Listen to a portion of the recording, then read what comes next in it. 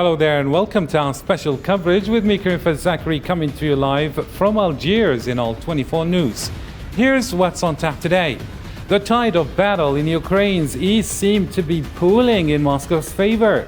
On Monday, Russian troops entered the outskirts of Severodonetsk, one of the last strategically significant cities in the Luhansk region, still in Ukrainian control. Should the city fall, it would give Russia and its proxy forces de facto authority over half of Donbass, the country's coveted eastern industrial heartland, while fears among Western officials that Russia intends to annex territory in Donbass and Kherson, a region abutting already annexed Crimea, is rising.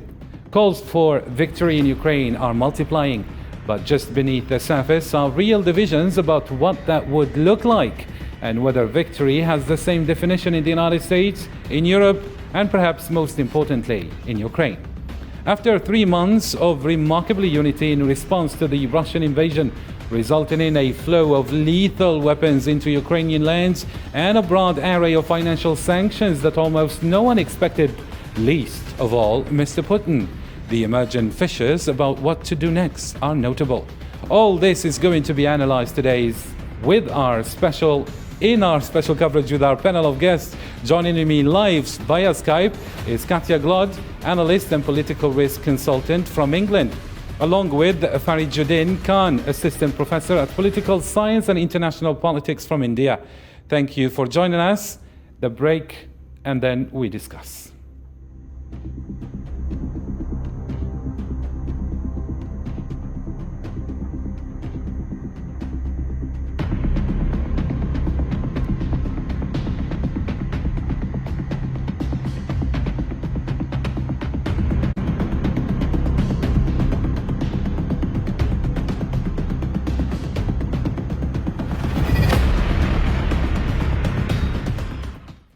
Welcome again. Let's start with the latest on the ground. The European Union has agreed to an embargo on most Russian oil imports.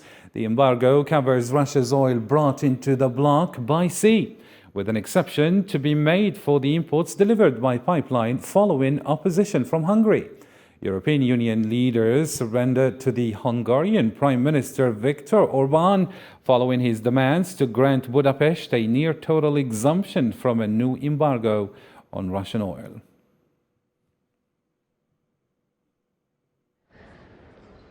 I'm very glad that the leaders were able to agree in principle on the six sanctions package.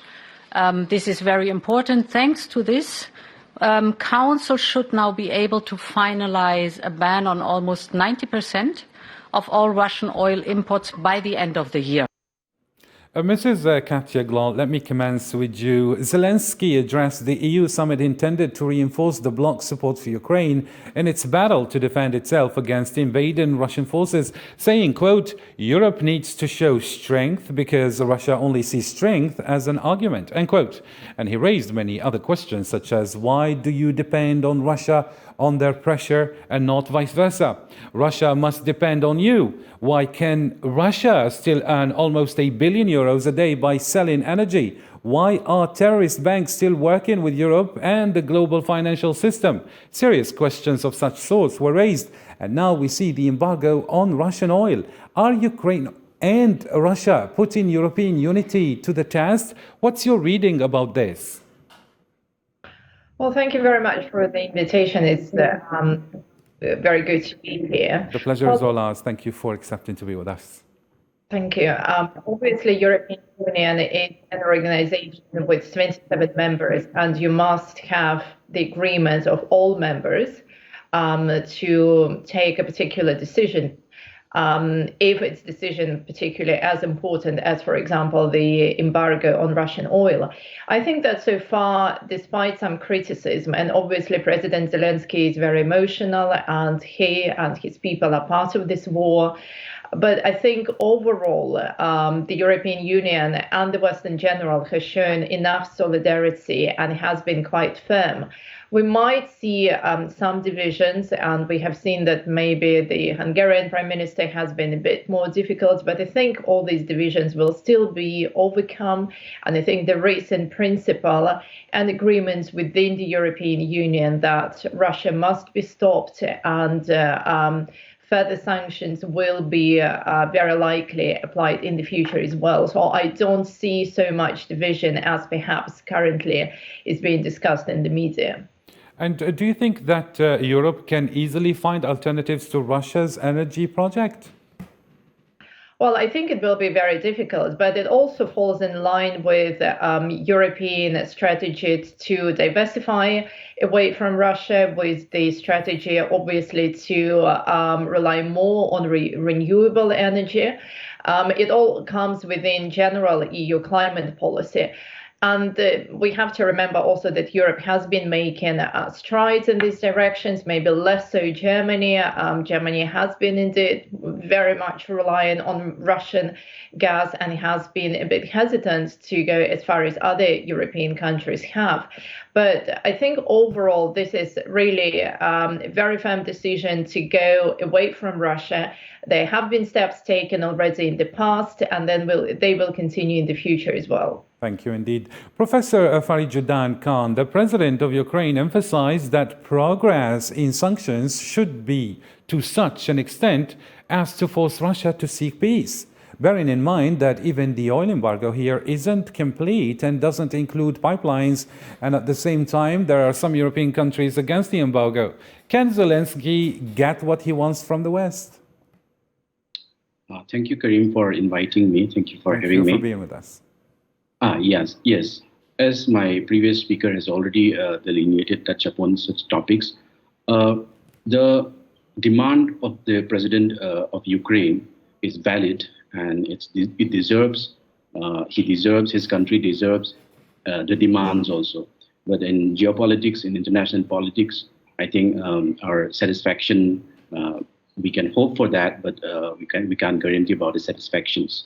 The European Union has done a very I think they have stepped up diplomatic measures by targeting 90% of European oil imports from Russia. And that is again because perhaps they have found that previous sanctions have limitations. However, I think the Russian president is also aware of, and his team is also aware of, certain fragmentations within the European Union. For example, the voice raised by Hungarian Prime Minister is valid from looking at his national interest, because the oil import from Russia has been there for sustenance. It's very important. However, some certain Western European countries, for example, say Germany, it's leading apart from Poland. They have also agreed to certain, like in the coming years, they will also accept European ban from sea pipeline, which is excluded right now. So I think this is a good step coming from the European perspective, European Union. But this fragmentation within the European Union, I think it's a weakness, and this will not go well with giving a clear message from the world to the Russian side. This is what I want. Very nice indeed. And despite the embargo, we see Russia still playing the Russian energy gas, as Russia's energy company Gazprom said Monday that it would suspend gas supply to Dutch energy company Gaztera from Tuesday after the latter refused to pay in rubles.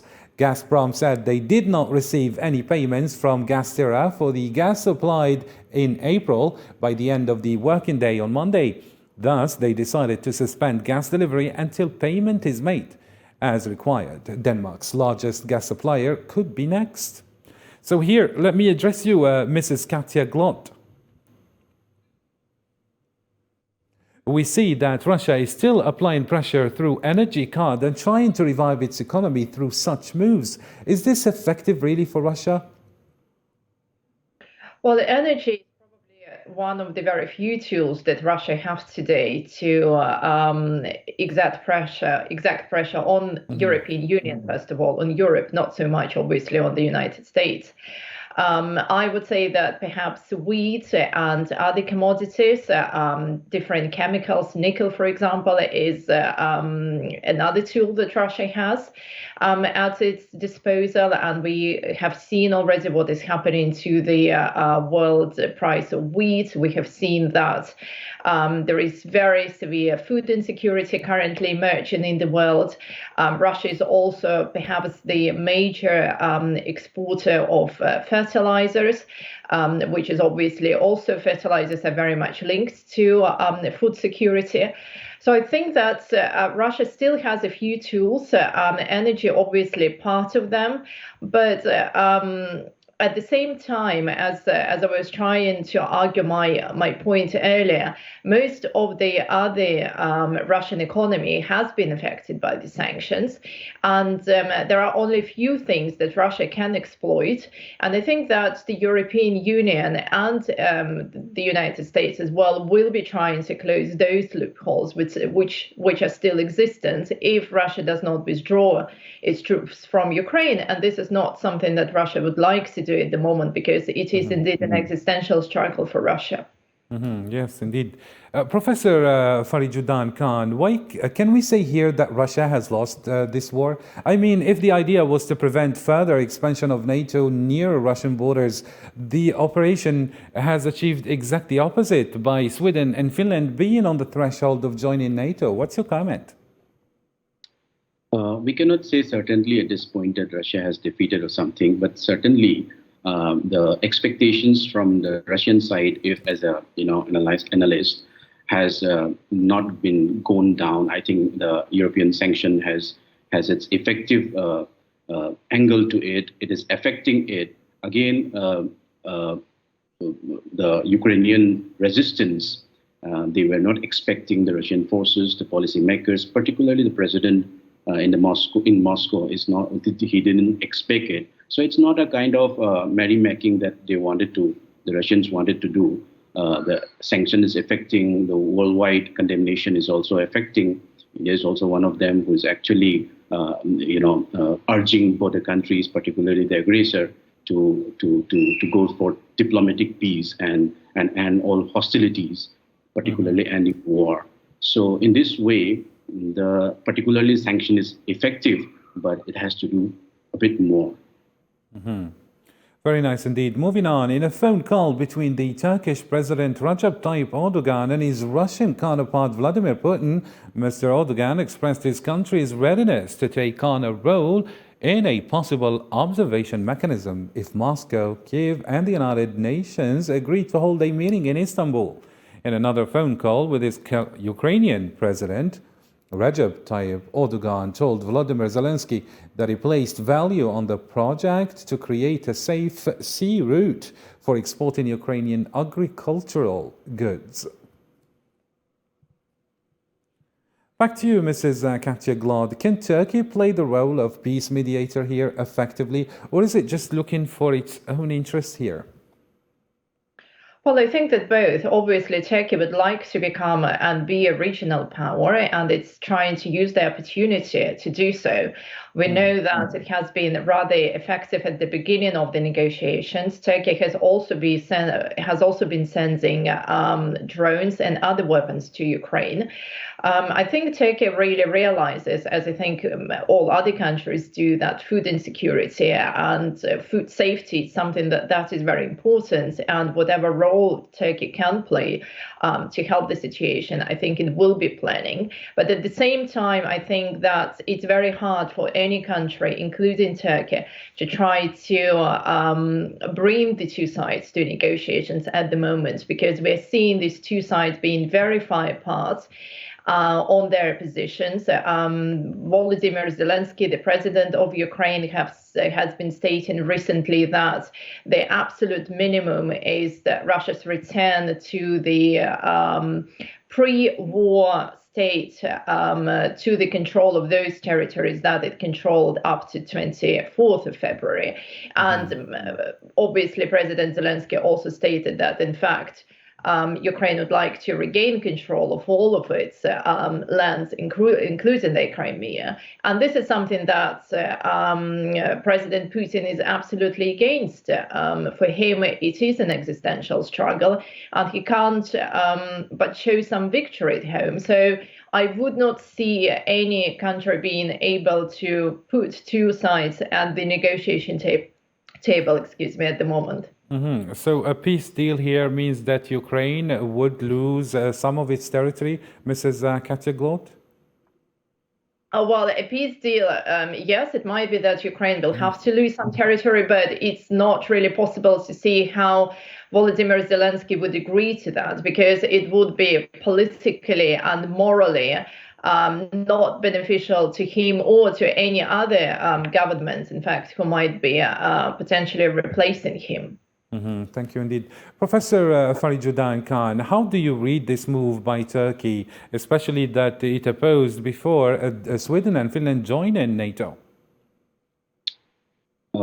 I see this from the lens of Turkey's national interest and certain concerns regarding PKK and other the Turkey as a state treats as terrorist organizations, quote and unquote.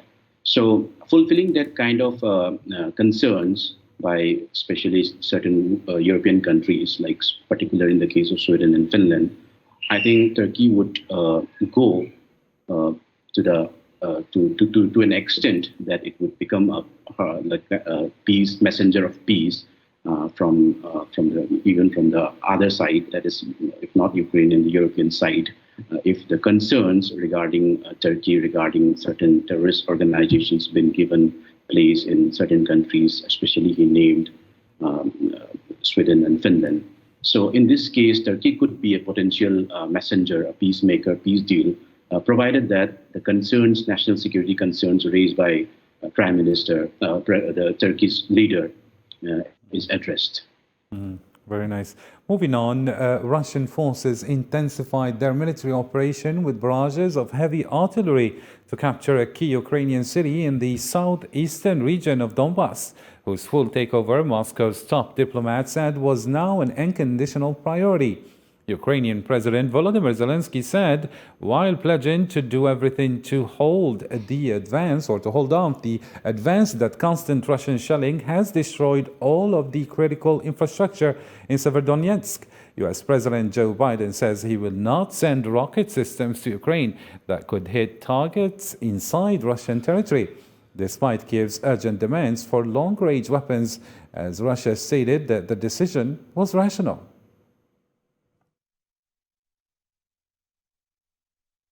We're not going to send to Ukraine rocket systems that can strike into Russia.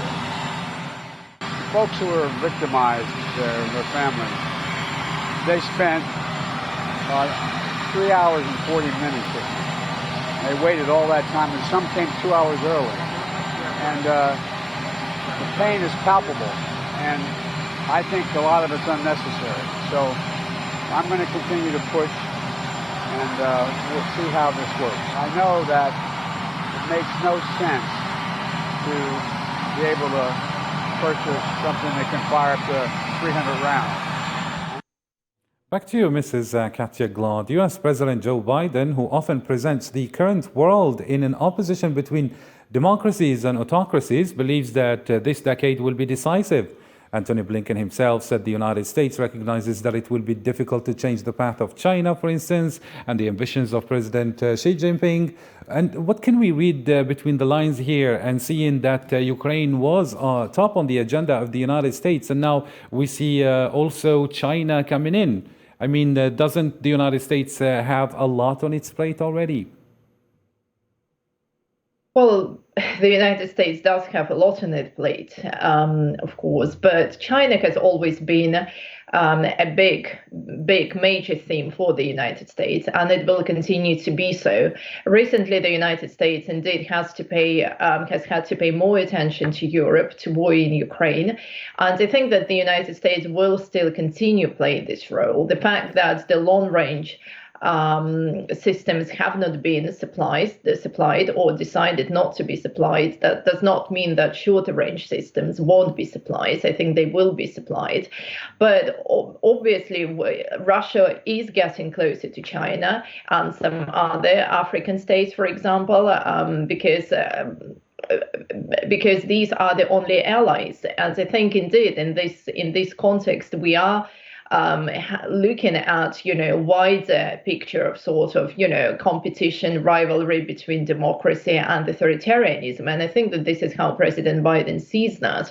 Ukraine is obviously a very important part of this fight, but it is fight in Europe. But if we look at that, it also plays out onto the global agenda, and Russia inevitably becoming closer to China, becoming weak. I think again, I mean, sooner or later the war will be finished in Ukraine, whereas China will remain, and it will present a global challenge to their established international order.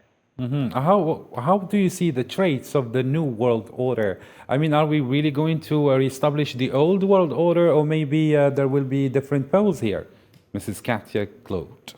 Well, I think that the new world order obviously will be not as stable as the one that had existed before. I think that there will be far more competition between the two major powers, the United States and China. It will be a more bipolar world. And there will be more instability in the world. If we move more towards, towards Ukraine, Russia, then I think the whole part of Eastern Europe and Eurasia will remain very unstable for many years ahead. Mm-hmm. Very nice indeed. How about you, Professor Farijuddin Khan? How capable is the US and its Western allies of restoring world order here? It's quite capable regarding its economic, particularly military powers. But again, it's a 21st century. It's a highly evolved technological era where the Cold War mentality has to be shaved off. It has become a kind of ineffective in certain areas to carry forward Cold War era, we versus you kind of camping system. I think bipolarity is something that we want to avoid in the international system. We have like my father's generations before me have explained it. For the world peace, it's completely unstable. It will create instability. Right now, I think bipolarity is not the system that we are inheriting. It's a multipolar system, but yes, dominated by the United States and increasingly by China. The other countries, including our countries in Asia, even my countries, we are actually following kind of like we are in between these two great powers and evolving tiger in the world international system, and already a very established superpower in the form of the United States. Now, this Russia-Ukraine war, or people call it Ukrainian war, this has shifted the focus of the United States from Indo-Pacific, previously Asia-Pacific, to European theater. And this is not what the United States wanted, actually.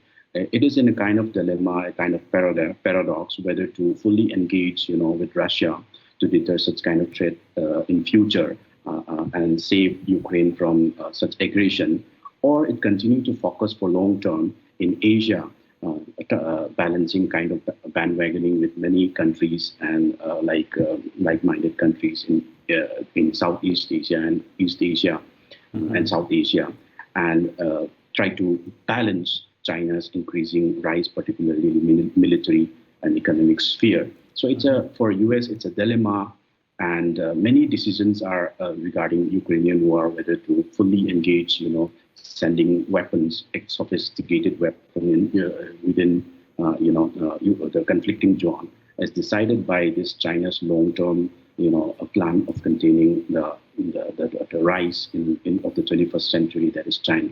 Mm-hmm. But Professor Farijuddin Khan, do you think that perhaps a new non-alignment movement will resurface, seeing that there are a lot of poor countries and countries that are not capable of defending themselves, that are being pressured either by the West or by the East? So do you think this will resurface again?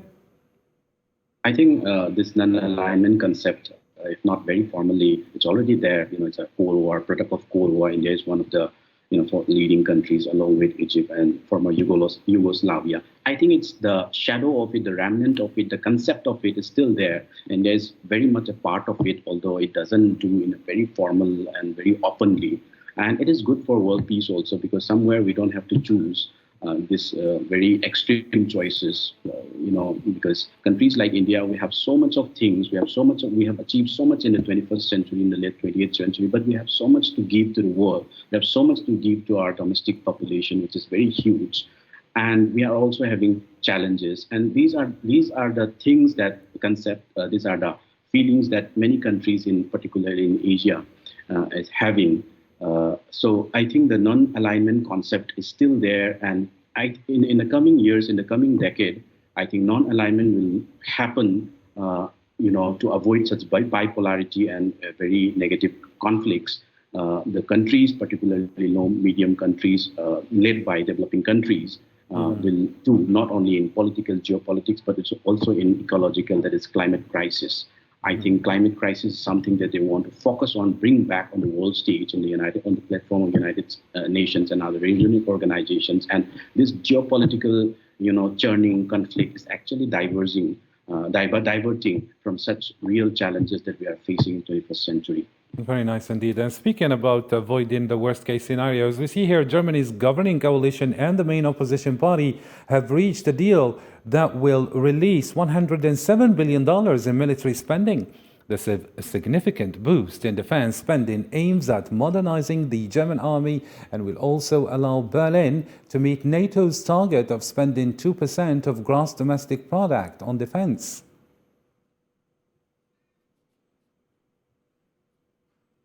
So back to you, Mrs. Katja Gold. How might the conflict evolve on the ground here? And at the negotiating table, we see huge sums of money being spent for military preparation, as though the world is on the brink of a third world war. Well, I don't think that the world is on the brink of the Third World War. I think so far it is, contained within the Ukrainian territory. It is indeed very hard to say how the war will progress. In my view, it will be still, we're going to see months ahead, maybe if not years. It's very likely that we'll have some sort of protracted conflict in the region, because as we discussed earlier in the program, it's very hard to see how sides can come to a stable peace solution. They both have very detached views on the situation. It's also the West also has, very different views on how this war can potentially aim. So the moment I think that we're heading into very uncharted territory. At the moment, it looks like Russia is making some strides in the eastern region of Ukraine, but at the same time, we also know that war can change very fast. Things may change again. A lot will depend on stable supplies of military weapons from the West to Ukraine. But we might see, for example, in a few months' time that even, a stable supply of weapons is not enough, and something more would be needed. Obviously, the United States, NATO, the European Union, they would like to stay away from this conflict in terms of direct involvement, because indeed that might lead then to a Third World War. And as they're not going to get further involved, I think that we may indeed see this very protracted conflict without any side being able to defeat the other. Mm-hmm. But the war has indeed also shown that the multilateral institutions at the heart of the alliance, NATO and the European Union, were not built for crisis response. In your opinion, Mrs. Katja Gold, what will Europe need in the medium term?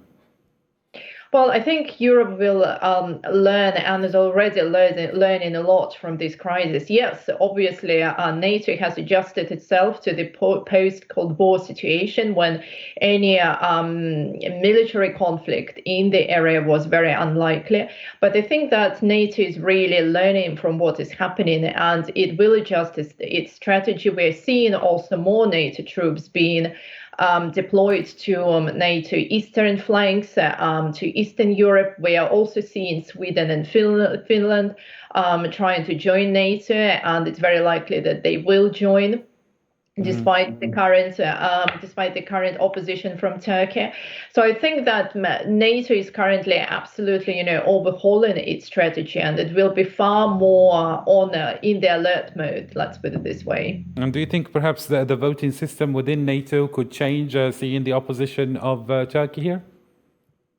Well, I think that at the moment not, because the organization decides every member has a vote, and therefore I don't think that Turkey can be just kicked out and its vote can be disregarded. But I think that diplomacy will eventually help. At the moment, it seems that the United States, Joe Biden in particular, does not really want to get much involved, leaving the matter to be sorted out between Sweden and Finland and Turkey. But I think that he will be once again drawn into that, and he might offer something to Turkey, what Turkey wants, for example, buying certain weapons from the United States. And therefore, I think it will be decided to the benefit of Sweden and Finland through diplomatic dialogue rather than through an expulsion of one of NATO members. Very nice indeed. And Professor Farijuddin Khan, the final question as we wrap up the show. Could you please tell us how do you see this conflict being resolved? I see two scenarios where this conflict could be resolved or ended. One is a very kind of peaceful way in which the sanctions and condemnations and particularly the President Putin's conception of what